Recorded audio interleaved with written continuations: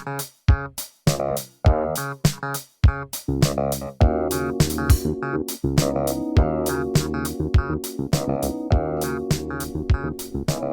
o Philoi. I'm Fletcher from amindforlanguage.com, and you're listening to Greeking Out, a podcast for ancient and Koine Greek learners full of tools, tips, and possibly tirades on learning Greek using comprehension-based methods.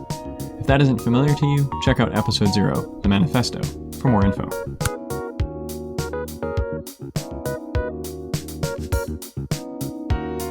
Well, hi, Seumas. It's good to have you back on the podcast again after a couple of years. Thanks. Good to be back. Yeah, I think you were my first interview back in 2019. I think we just figured out it was. Yes, 2019, just before the world got crazy. Yes. I mean, it was already a little bit crazy, but definitely got crazier. Yeah. Yes. Yeah. So I guess when we were talking then, I was mostly interested in picking your brain about how to learn Greek well and move from beginner to intermediate and things like that. And one of the things that has stuck with me over the years was you saying cheat as much as you need to in terms of if you need Still my philosophy. If you need glosses or need diglots or whatever, go for it, right? Yeah. So I guess that's, like you said, that's still how you look at it. So it's good to know. I think so. Particularly, your people need permission to cheat. But they feel like they're doing something wrong. That I'm looking at the English, whatever. No, just you need permission to cheat, and then you need to cheat in the right way as well. That's the other thing. That's true. I remember actually talking with a friend of mine who's doing a PhD in Germany, and he had to pass a Greek exam, but his background was New Testament, and he had to take an exam on Plato. And he basically said he worked through like the Loeb editions, or is that how you say it? I don't think I've ever heard anyone actually pronounce it. I presume it's actually Loeb or something, but I say Loeb. Loeb, okay. Yeah. Well, yeah, like I said, I've never heard anyone who would actually know how it's supposed to be said say it. So my apologies if I get it wrong, but he said working through that and like comparing the English with the more Attic Greek was enough to help him kind of get from Koine to that. So. Particularly, I tell people to cheat, especially when they're at a slightly more advanced stage and you're trying to jump that gap. And people often, I think, and I still have this experience too. You feel like you're doing a jigsaw puzzle. You know all the pieces. You look at a sentence, you're like, you figure out all the words you don't know. You might look them up and so forth, but you just don't understand how it fits together. And that's when cheating's really helpful. Because when you look at a translation, you say, oh, that's what they're trying to say. And then you can go back and say, oh, and now I see how the pieces fit together. And when you do a bit of that, you start to realize, oh, this is the the style or what's it's trying to do, and that's a good place to cheat. And I feel like that makes so much sense from like a cognitive load theory perspective. Like your brain is working hard to deal with all the pieces it can sort out, but there's just so much there. It can't quite put the whole puzzle together. And then once you hand it the answer, it can like work back from there and see, oh, that's all this goes together, which then evolves that like model of language in your brain. And then you can tackle new sentences with a new, like slightly advanced model that can now handle them, Yeah. And I also find it really helpful for idioms or structures that are not obvious and are hard to look up. So I just remember a particular example of something like dei oligu, which is used to kind of mean a little bit short of something. And it's not the kind of thing, unless you know what you're looking for, you will not find it straightforwardly looking one of those words up in a dictionary and reading through the whole entry. But if you see it in translation, you go, that's strange. And you look at the Greek and you're like, oh, this doesn't map with what I already know, and I would not have got there without cheating. But now that I've cheated, I can go away and see how this works. And next time it'll be easier. Yeah, and I guess that's one of those. Yeah, it's true, and I imagine that like sometimes the cases might differ by author or by period you're reading into, like how they form that. So, yeah, I imagine that's really helpful. So cheat as much as you need to, but cheat in the right way. That's the other thing. You need to cheat in the right way, because there's a way of cheating which just short circuits the whole process because you're not really engaging with the Greek. That's that in the end is not going to help. But if you use it in the right way, it's a great strategy. Well, and I guess in theory, you could say if you're cheating properly, then you should be less and less relying on the cheat method and getting more and more into the Greek. So, Exactly. like I imagine if I picked up a a Loeb or Loeb edition of Homer's Odyssey, by the time I finished book one or two, I'd probably be looking a whole lot less at the English and a lot more at the Yes. Greek and Yeah. just referring to things as I Yeah. went I along. think it's particularly true. Again, because Greek is such a vast literature, and so when you first learn Greek, you tend to be acclimatized to certain authors, especially if you've got a New Testament background. Mm. And so part of the challenge is just how do I get used to a different author with different idioms, a different set of vocabulary, and so reading through Plato. You start by cheating, but as you go on, you'll get used to the Greek of Plato, and then after a while, you're like, oh, this feels more familiar. I feel more comfortable. Homer again. Homer's not a thing that I had a lot of experience in, but I was like, oh, I better read some Homer. And so when the times that I've done work on Homer, I've cheated a great deal, cheated happily. But after a while, you start to get a feel for, the syntax of Homer is not that difficult, but the vocabulary is very strange compared to other periods of Greek and other types of texts. But again, it becomes familiar over time. Yeah, So you and I cheat feel less and like less. I don't know if it was a conversation with you, maybe even from that last interview, or just something in Greek Learner Text Project, or something I heard you say in a video once or something. But it seems like one of the problem with Homer is he's got so many words of relatively low frequency. Mm-hmm. Um, Yeah. so really, it's vocabulary, and if it's a low frequency word, then is it really worth the effort to try to memorize the thing and all those questions? So it sounds like cheating really is a good way if you want to get work through it. Yeah. And I guess when we say cheating, that's just sort of a short way of saying find creative ways to make the text more comprehensible and get it Yes. to a level where it's manageable. Yes. Um, and so, I mean, that's in one sense, that's just cheating is one tool of a broader strategy of how do I make text more comprehensible. It's just that, I mean, the reason we call it cheating is because so many people come from a perspective of you're not really reading or translating, especially translate. You're not from the Greek alone, and that particularly old grammar mentality of you just sit down with a dictionary and you just figure it out. Um, and then that's why people think of it as cheating. They're like, oh no, that's the forbidden thing to do is look at English. Um, but really, it's just one more strategy of how do I make this comprehensible. And if it was already, I mean, there are other ways to do that. There are other tools. Uh, yeah, And I it's think I was going to say, since our last conversation, I think we've seen some pretty exciting developments in some of those tools. I know, what's his name? He joined the Greek Learner Text Project and had some pretty cool like color coding for different cases and things. And then I think James Tauber just released something similar mhm. that has the Iliad and a few other authors. I'm guessing based on some of the Perseus data. Yes. Yeah, yeah. Um, I mean, it's 2024.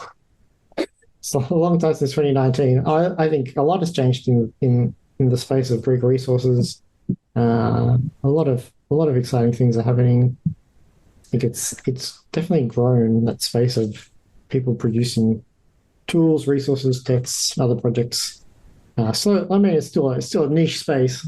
Still not that many yeah. people working in it, but it's definitely. Well, and it's really true. I mean, I think about I guess I mean, just based on the people I've interviewed and talked to, like, they're, when they were getting into Greek, like for most people, the starting point was either grammar translation class, be it through, a university or seminary or something like that, or Christoph Rico's Polis Mhm. Institute. Yeah. And now that's, now there's, you with a petrologist, and there's Jenny and Rogelio, Mhm. in, I guess they're not Triodos Trivium anymore, but their Mhm. respective things, Yeah. and numerous others that, Yes. we could mention.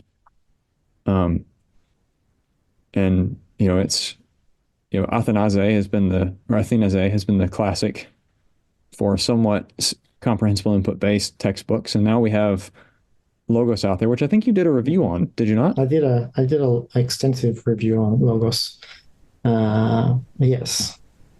Yeah, and so I mean it's the first real kind of textbook we've seen try and enter that space to try and do something like Urberg, but for Greek. I don't think it quite gets there. I don't think it's all we hoped for or dreamed of, but it's another tool in the toolbox. It's a great text despite its flaws, and the fact that it even exists at all is great. Yeah, and I think I mean it is handy to come back, four-ish like 4.5 years later, and I think what has changed since 2019 when we first did this interview. Um, because back then I could think, on one hand I could count the number of people doing spoken Greek work. Yeah, Polis Institute. I think I just become aware of Ben Kenter's work at that time. Yes. Randall Booth had been doing stuff for ages, but not much else. I think, yeah, number of people, number of places, the access to Greek courses online, particularly, has exploded. And the thing is, because it started at such a small level, it could explode and it's still relatively small. um, yes, but it's grown so much. I mean, I can still name most of the major people doing this kind of work. I still could name and have probably interacted with, but by growing more and more. Yeah. Well, and I think I use this terminology of like the comprehensible input Greek community, or however I say it on this podcast, because in a sense it really is a community where a lot of the people producing things know each other and have interacted, just because, like you said, 5 years ago the pool of people was small. So as new people join that space, like they kind of just get connected in. Um, Yeah. so that's, yeah, I think that's interesting. See us all doing things in different ways. Um, so I guess what are you up to? What's What changed am in I your doing? what's changed in your life in the past 5 years? Uh-huh. I know the petrologist has grown and developed, and I've taken a Yes. class or two since Yes. 2019, and that's been a lot of fun. I mean, it's really interesting that we did the interview in 2019. That was a stage where I had run some courses, and I think that year I was experimenting with running courses. Late 2018, started through 2019, I tried running group courses online, Hmm. which was new for me then. Um, and I was much more confident speaking Latin. I felt pretty reasonably happy speaking Greek. Um, and then 2020 happened, and the pandemic happened, and most of my other paid employment dried up, and so I decided to give teaching online full time a go. And so in 2020, I decided to just run lots of courses relative to my own capacity, um, and that kind of took off. So I've been for the last 4 years. That has been my main business, is just teaching Greek and Latin online. And so that's been really good for me. The main thing I get paid for is teaching people to speak Latin and Greek. Uh, it's been incredibly helpful to develop as a teacher, but also as a speaker. Um, and it's given me a great chance to. The other great thing is I don't necessarily find a lot of time to sit around reading Greek for fun, which is sad, but that's life. Uh, Yeah. and so I've been able to offer courses on things I want to read. I'm like, "Oh, does anyone want to come read this with me in Greek? Or we'll talk about it in Greek," uh, which has been a great opportunity and excuse to read all sorts of things in Greek and Latin. So that's really been really what I've been doing for the last 4.5 years. I would like to say that I've made great progress in producing Greek texts, but that's not true. Well, I I think made some that's progress. I imagine that's sort of the uh, classic issue that professors run into between, actually teaching students or doing research, or, writing books or Mhm. something like that. Right. Like you're always balancing whether you're putting your time into people or into things. Um, Yes. And then you have the, family and life and all the other commitments Yes, that, yes, keep us sane. So, yes. I mean, I mean, the big project I've been working on for years now is an LGPSI, Língua Graica Portuguesa of my own, and I have made progress. But I mean, my own vision for it is very expansive, and no one's. Well, that's not true. It's not true that no one is funding it because now these things have a Patreon. Some people are sending me money to write, which is good. Because then I feel guilty. I'm like, oh, these people are sending money. I should write. Uh, but also, I mean, the whole process of trying to write a text that is comprehensible all the way through, that is graded well, that has enough text, that is interesting, all those things are challenging. yes. And just sitting down to make time for it is challenging. Um, and so, I mean, honestly, last year I made no real progress on that. Um, which I'm sure some listeners will be like, really, really, come on. And my favorite question is always, what about illustrations? And that's a whole different problem because then I need an illustrator and they need to come on board. So, so that's an interesting one now.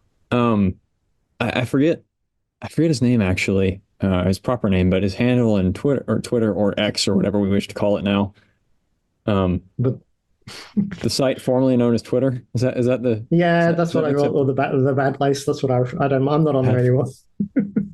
Um, is anyway, Lingua Deo Gloria has been Alice. producing some Orberg-like Yes. readers for like Ruth and First John and various things for Hebrew and Greek, and I think he uses Canva, which has Uh-huh. got some AI image Yeah. generation built in. So Yeah. I haven't tried it to know if that's actually useful enough to use in something like this or how the licensing would play in. But Yes. I um, mean, yeah. I have not really. To be honest, I have not really. Well, I'm aware of things. I just have not pushed myself. One because just getting technical skills requires extra time, even if it's just as yes, simple as how do I use this tool. Um, and so that to me has always been a back burner. And I've always been convinced, I need the text. I yeah, need the text to work well first before I that's worry true. about illustrating it. Um, I have made some efforts to organize illustration, but never to get to the point of illustrating. Um, yeah, but I've seen what he's done, and it's pretty good. I really like it. Um, and I mean, other people have come out with different types of readers as well, which is really exciting. Um, yeah. So so I was looking at your post here for 2024 and some of the things you're hoping to work on. So tell me a little bit more about is it the Galilean? Am I saying that right? Galileathan. It's too much of a mouthful. Galilean. Probably needs a different name. Um, yeah, and so really, this is a text that it's half written, which is great. Um, but last year I read Mark, I think it was last year, Mark Jong's Greek Reader, which is Mm, um, it's a Greek reader keyed to not Duff, maybe Croy, which is a New Testament grammar I would never teach from, which is true of most New Testament grammars.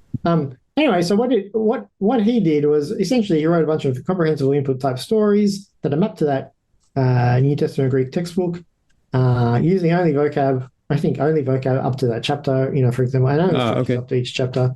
Yeah. Relatively short readings, and they tell a story that weaves through it and weaves through. And I thought, I could do that. Uh, and and particularly I wanted to do that for Athanasde, in the sense that that's the text I teach from, Mm, but I also teach New Testament Greek students from it, and they feel, particularly some of them feel like, oh, but I want to read the New Testament. I want to read New Testament Greek, and this isn't really directly getting me there. And I thought, what if I wrote my own reader that mapped to what I was teaching, but also just kind of bridge that gap towards New Testament idiom, mm. and was fun. And so that's why it's called Galileathen, which is again a mouthful because it's the opposite of to Athens. It's from Galilee, and there's a story that follows a Galilean family, and so I mean it's very easy to weave in explicit text from the New Testament, Septuagint, as Mm. well as the story of this family and their interactions and what happens. And so far I've written 16 chapters.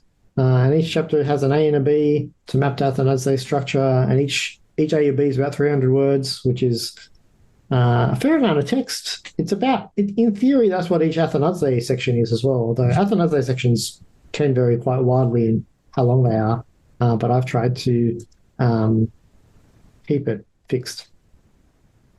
Yeah, yeah. That sounds pretty cool. So I saw in your post you're hoping to try to finish that up or make some progress on that this I year and think maybe so. have it I feel like, available I for mean, purchase. yeah. So, I mean, I wrote the 16 first chapters, almost all of it last year. I finished a little bit at the start of this year. I feel like I made good progress. I feel like I was in a headspace to write and keep writing, and so um, it's less difficult for me mentally to sit down and write some of that than it is to bring out all the LGPSI things and work out where I am in that and what needs to happen. Hmm. So it's a lower hanging fruit. Right. Because I guess in that case, like you said, you're following an established textbook, so you have a model that's Yeah, relatively stable and stuff. yeah, Whereas with LGPSI, you've got to sort of reckon with what you've already written and the vocab you've yeah, used, and then what to go to yeah. next, and Yes, chart your own course, as it were. yeah. And like I remember someone making the point that Orberg, we're not reading his first edition. He revised it over the course of his life. So, He um, did, though, from what I understand from people who've done some kind of digging in it, it didn't change that much. I mean, yes, it did change, but like I I think the early working versions are probably lost to time. And so what we hmm, do have is a mature, stable text that in the latter part of working on it didn't change that much. But he did, yeah. I mean, it was really his life's work. And so even though I think most of it had, I think there's a long period toward the latter half of his life where it didn't change that much. But it's still a very mature text that we have. And the thing is, same with Athanase. Now, over the last 5 years, I've taught Lingua Latina and Athanase a lot. Still, as I read Lingua Latina, I still come across things that are not new, but I understand and appreciate the way he structured things more and more. hmm. Just there's a level of care about that composition of that text that is hard to replicate as a writer or emulate. Well, that was one of the reasons I actually got the book so many years ago. Not as much the interest in Latin, but just because of how, you know, the quality of a textbook that it was, and I wanted to have the experience of like working through it to get a sense of if I ever wanted to work on something like this for Greek, what would it be like? Yeah. Of course, my Greek skills are not to the point to do that. So, um, There's nothing like. So I have a friend. Hopefully, he'll probably listen to this. Who has been doing some writing and sent me some things, which is honestly one of the lovely things I've had of the last year is more people see writing things and saying, "Seamus, what do you think of this?" And this particular person's experience is, "Oh, this is incredibly humbling to have someone look at my writing and say this." You realize how hmm. difficult it is to write, and then you have much more appreciation for people who do write and the process of revision and editing and checking and all those things. Well, and that's one of the things that uh, just all the darned accents is like my feeling of anytime I'm trying to write anything in Greek, it's like there's just so many, I'm writing a word that's got, six alphabetic characters, but it's like Mm-hmm. 18 keystrokes to type the darn thing because it's so many. And I use like the standard, Mac OS thing where it combines a bunch Yeah. of the diacritics because into Yeah. one keystroke, but still it's like, ugh. Um, Yes. I mean, that's again, I guess the skill. I Like mean, you get used to it, but you get used to it. I'm pretty sure. Well, I mean, there's no humility here, but I do type Greek quite fast, which I think my students get attest to because I'm always typing on the screen yes, for them. I've seen you do it. Um, yeah, and again, it's just like just like typing. Any typing, you can get fast at it. But yes, it's an extra level of it's just always extra levels of complexity. Yeah. So, okay. So I have to ask, any plans of running another Greek RPG course anytime in the near future? Because that was hilarious when I was explaining that to friends of mine. Like, what are you taking? It's like, well, we're playing Call of Cthulhu in ancient Greek in 2035 Mumbai. It's like, wait, what? It was a high point. It was a high point. I don't know. I think so. Someone asked about again Latin RPG, and I haven't Yeah. run a Latin RPG for at least a year, maybe a year and a half. Um, which I think I would like to. Um, I think one of the things is that it's in terms of the courses I run, they're the most taxing. Yeah, oh, I'm sure. I Um, mean, GMing, just game right. mastering anything is difficult, much less That's in right. a ancient That's right. language. Um, and I think no, I mean the pool of people who want to do it is small. It's there. Um, I I'm much more yeah. So I mean I'm much more open at this stage to running a Latin one again. Hmm. I think I would have to work up some enthusiasm to do it in Greek. And I'm just aware. I think, I mean, particularly this year, I've pulled back just the sheer number of classes I run, um, and so it's just across my own course catalog, trying to balance. These are the number of beginner classes I need to run because these are the number of people going through, and then how many texts can I teach? They require a bit more work, so I need to do prep for each text, make sure I understand what we're reading, so I can help other people understand it. Um, and then balancing that against really, yeah, the RPG classes and anything that's just kind of pure conversation, um, they require a level of energy, and then just balancing life and not collapsing at the end of a teaching day, Yes. and then finding people to actually sign up. All these things are just in the mix.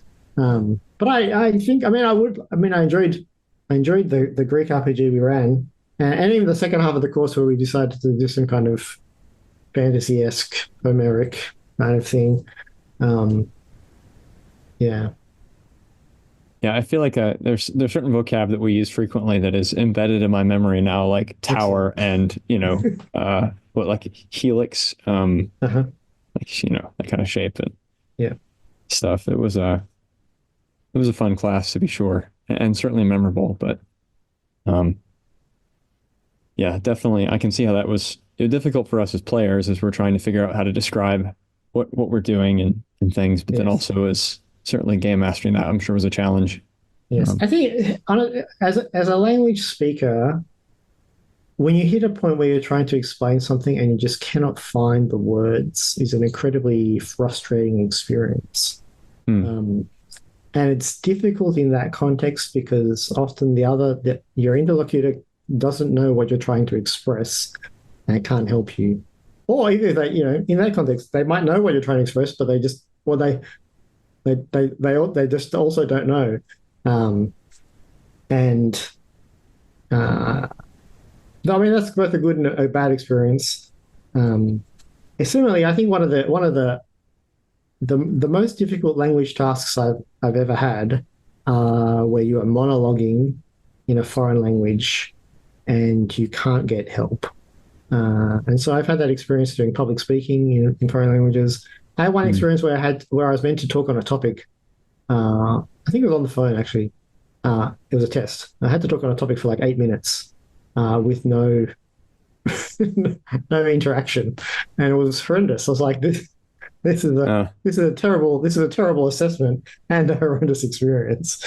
Um, yes. So I mean, RPGs aren't quite like that, but that experience of being on the spot trying to explain something and just reaching for words to try and explain things is difficult. Whereas everything else is less stressful because usually you have materials to work with. That's why I still teach from textbooks because in one sense, the structure of my teaching is here is the raw materials. Here's the clay in front of you, the words we've just read.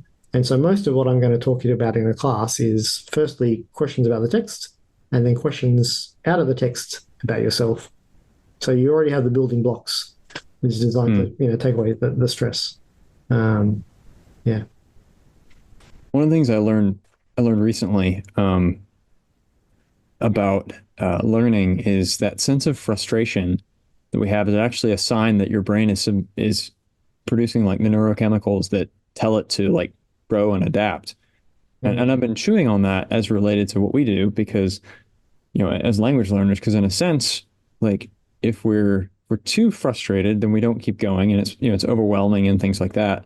And that's a problem. But at the same time, like it would, my understanding is that neuroscience would suggest we want to push to that point and Mhm. stay there for a reasonable period, 10 minutes or so at least.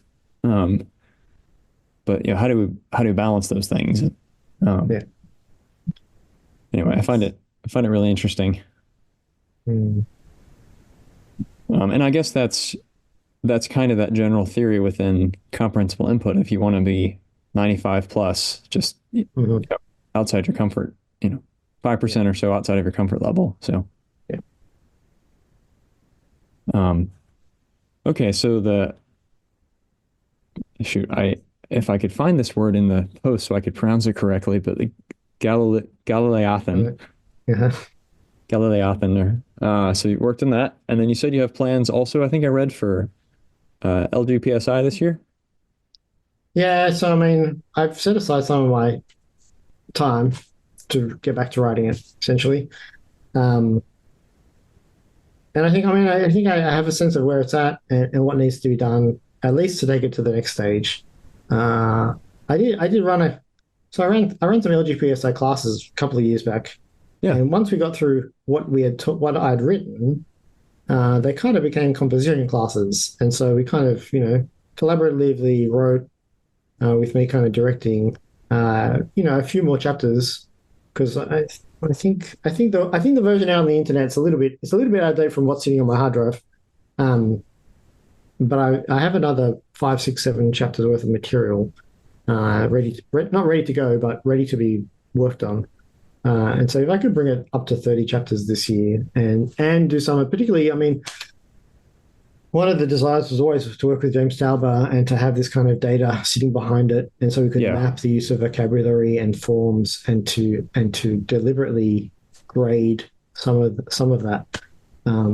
That's something else that needs me to kind of come back up to speed and put text in appropriate data formats and make Tauber do some work.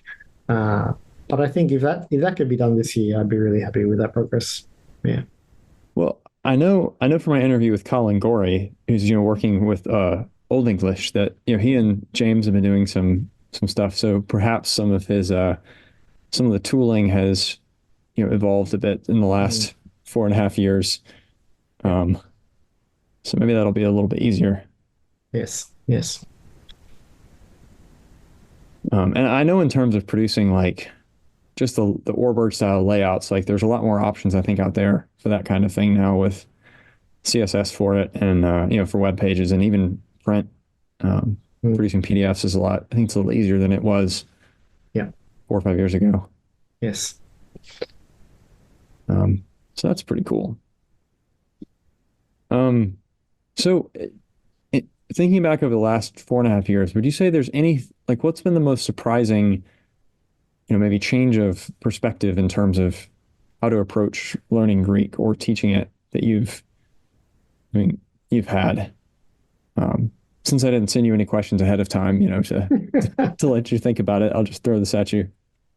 I think that honestly, the surprising thing, and maybe I don't know if this is failing or not, is that I am much more textbook driven in teaching beginners than I probably aspired to 4.5 years Hmm. ago. Um, I think partly that's the online format. I think I realized that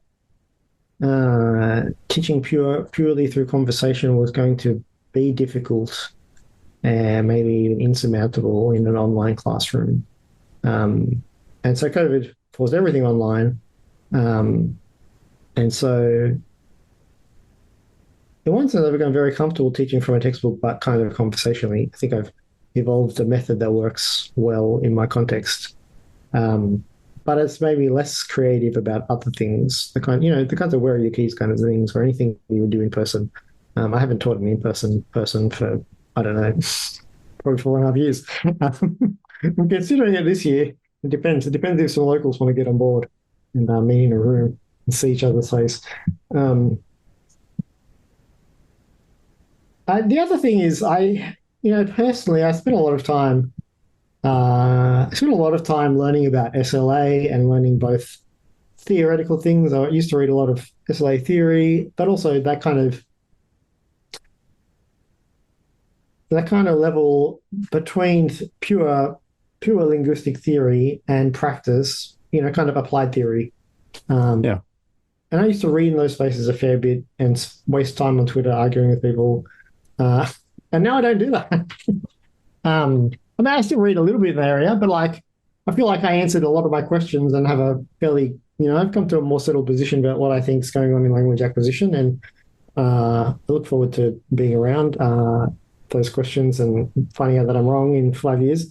Um, and I mean, I'm not interested in those. I'm not interested in having those debates and telling people they're wrong anymore.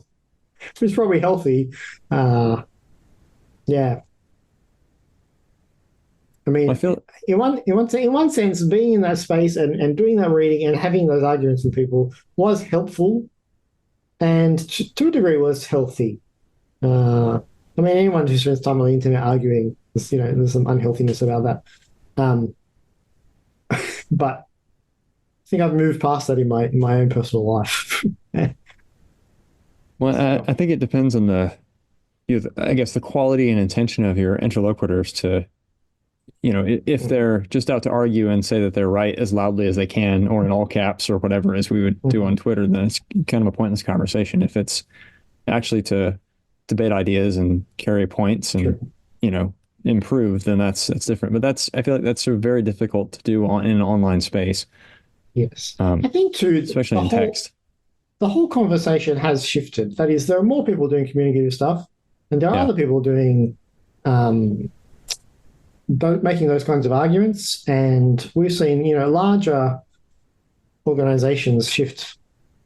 So the fact that there are now some seminaries and colleges who have adopted a communicative approach is amazing.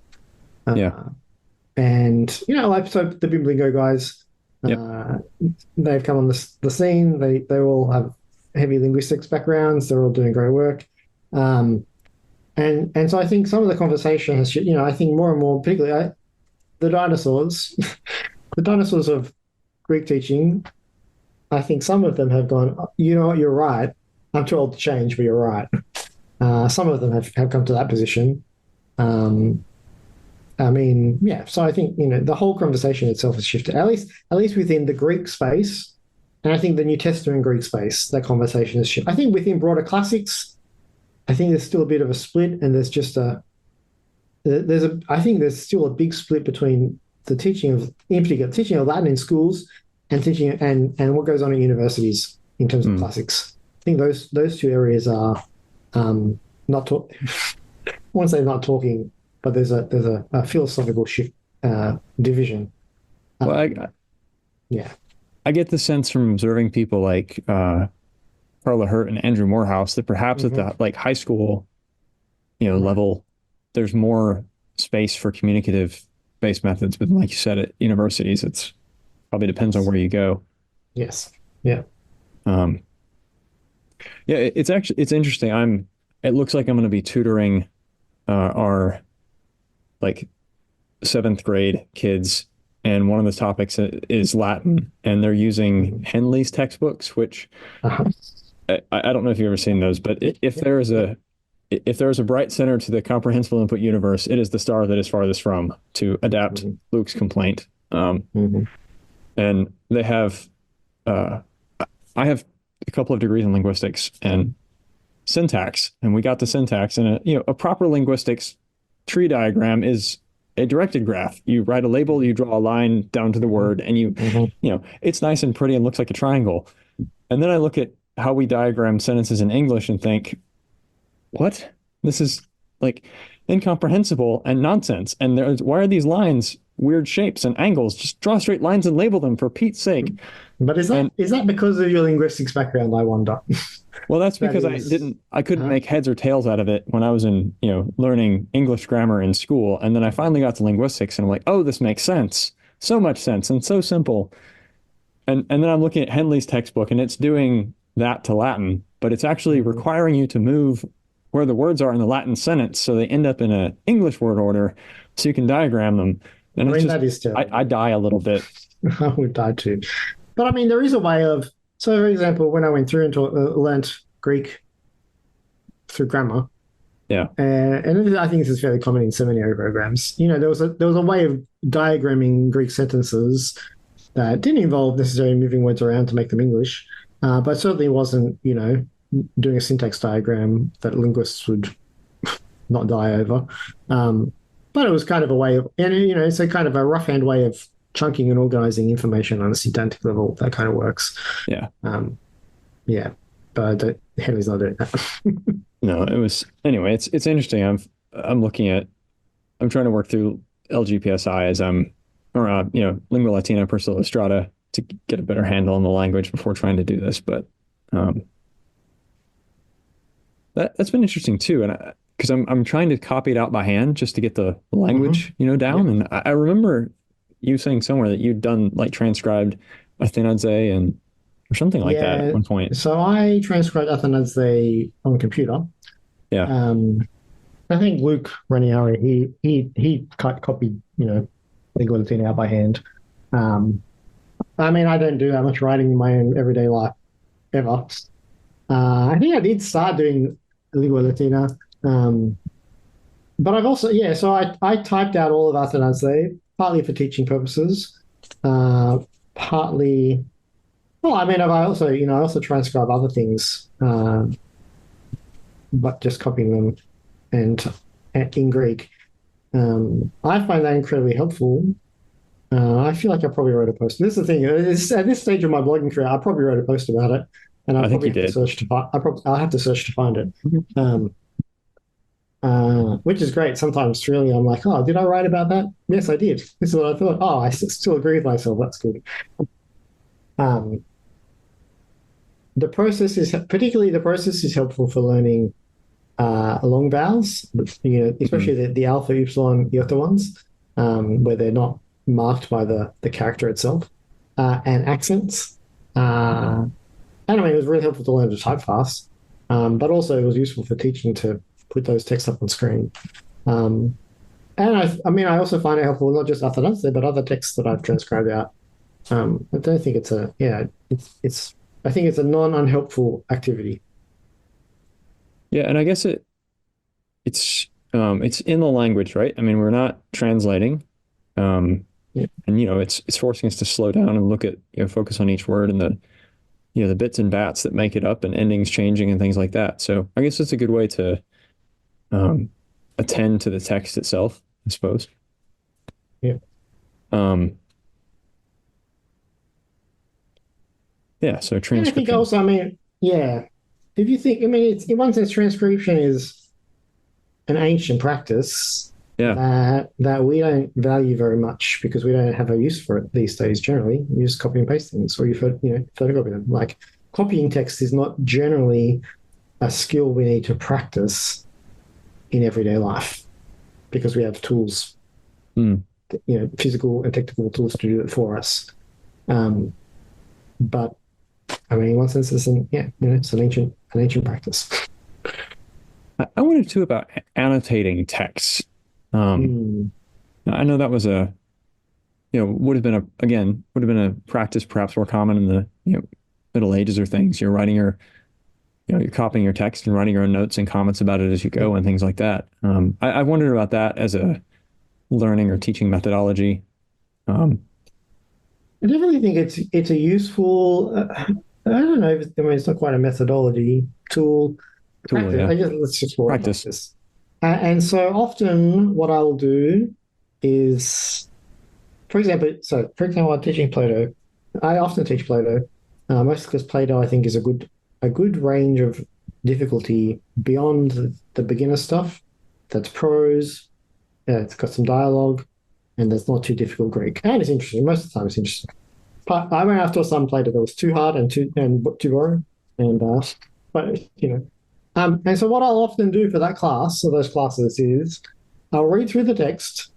I'll cheat if I need to, um, because there are things that are not obvious to me, and I just look it up, and then I'll take notes and I'll footnote my own text, Hmm. and to the best of my ability, I will, particularly if I'm in a good mood and on a roll, I'll do my notes in Greek. Oh, I yeah. will, Good point. if there's a definition I can give in Greek, I'll try and write it in Greek. If there's a if there's a paraphrase or something else, and so especially this is helpful teaching, right? When I come back and teach other people, I can explain it to them or show them some paraphrases. Oh, here's some Greek that you might know that explains what we just saw that you didn't know or I didn't expect you to know. And this is, yeah, Yeah, and that makes a lot of sense. And in terms of memory and things too, like um, it just helps it get in there because you've had to process it more deeply. So right. And I um, mean, also it speeds up the process next time you read it, even if you're not teaching. If you next time you read it, anytime you annotate a text, I mean, there are different ways for annotating, but if you're annotating a text or for that you're studying, even if it's the your beginner textbook, whatever, the next time you come to read it, because you should be rereading the text, right? The second, the third, and fourth time, the thing that's going to slow you down is, oh, I don't understand what this is, and oh, I'm frustrated because I didn't understand last time and I looked it up and I don't remember. And so if you've annotated your own text, you've added the helps that you'll need to make it more comprehensible the next time, hmm. but you'll do that faster. So just to make this really practical for people who might want to try this themselves, like when you go to annotate something, obviously if it's in a um, if it's an old PDF, I mean, that might be difficult, but how do you generally do that? Are you talking like, adding notes in a Word document, or I what's your think usual? it, de- it depends what sort of format you've got the text in and what's going to work for you. So, for example, if you've got a physical book, and so someone asked this the other day, if you've got a physical book and you're working through it for the first time, you've got Lingua Latina, I would either write, there's not a lot of space on the page, right? So, yeah, I don't do, and some people hate writing books, but, getting a piece of a notebook, ripping it out and sticking it in every couple of pages with, here are the words I don't know. That kind of thing works. If it's a PDF, either I will have a separate document or I will use some kind of annotation feature on PDF. That's right. Um, Yeah, the sticky note thing. And yeah, the sticky note thing, yeah, that's usually what I would do on a PDF. That works for me. Um, if I have a text that is OCR or something, if I've got something that I can stick in a Word file, that's better for me because then I can manipulate the text on the page. And generally I use footnotes. That's what I find easiest to do. Um, yeah, yeah, okay. And there's, like you're saying with the Plato example, like most of that's going to be in Perseus or, Scapia or Skyphia, however you yeah, say his name. yeah, Um, at this point. So getting a text you can copy and paste is pretty simple. yeah. Um, yeah, that makes sense. Well, Seamus, thank you for the great conversation. I think there's some really practical stuff in here. Again, as I usually do, so where can people find you? And if they want to sort of follow your Yes, works or thoughts on things, yes. where should we look for you now that the dark place, Twitter has kind of become what it is? Yeah, I'm not there anymore. I am on Blue Sky, but I mean, I'm not as active in the same way. Really, I mean, so yeah, my blog, thepedrologist.com, that's also where my courses are. Okay. Um, I do a little bit of stuff on YouTube when I find energy and time. Again, if you look for the petrologist, try to keep all my Greek things just under the petrologist so that, the one brand and one label to find stuff. Yeah. And that would include your Latin courses as well, right? If someone wanted to take Latin from Yes. you? Yes. Okay, Yes. great. Well, yeah, thank you so much. And Thanks. Thanks so much for having me. have you on in another 5 years or so and see where things are. All Yes, indeed. That'd be great. Thanks. Thanks, Fletcher. right, thanks. Intro and outro music is Funky Thanksgiving by Admiral Bob, used with gratitude under Creative Commons 3.0 Attribution License. The track can be found at dig.ccmixer.org.